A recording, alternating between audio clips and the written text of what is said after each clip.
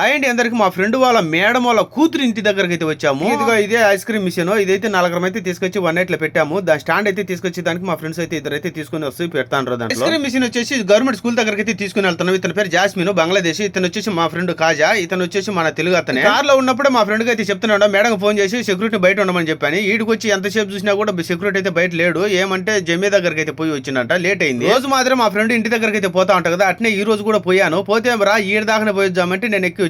సుమారు గంటన్నర టైం పట్టింది. ఎట్లా మా కోయటోళ్ళు అయితే నాకైతే ఫోన్ చేయలేదు. వచ్చేసి ఇంత లేట్ అయింది కదా, ఎందుకు నువ్వు నాకు ముందే చెప్పొచ్చు కదా అంటే ఇగిలిచ్చాడు మా ఫ్రెండ్. అండ్ వెయిట్ తక్కువ కాబట్టి ఇద్దరైతే తీసుకొచ్చి పెట్టారు. చూడండి 4 అయితే తీసుకుని వచ్చాను. ఐస్ క్రీమ్ మిషన్ తెచ్చి అయితే పెట్టాము. ఇంట్లో వాడే ఐస్ క్రీమ్ బాక్సులు మాత్రమే ఉండేవి, కప్పులు. ఇంకా వేరే అయితే ఇంకా లేవు. ఇంకా మిల్క్ చాక్లెట్ సంబంధించినవి, వెన్నీల సంబంధించినట్టు ఐస్ క్రీమ్ అవన్నీ బాక్సులు అయితే కొనుకొచ్చుకోవాలా. ఈ సబ్జెక్ట్ అయితే మొత్తానికి అయితే పెట్టేసినాం. ఇతనైతే స్కూల్లో ఆర్ఎస్ గా పని చేస్తా ఉంటాడు. పని చేసి అతనికి వచ్చేసి 25,000 మాత్రమేనంట జీతము. మీకు నచ్చినట్టయితే సబ్స్క్రైబ్ అయితే చేసుకుని లైక్ కొట్టండి. అన్నలో చెల్లెల్లో అక్కలో.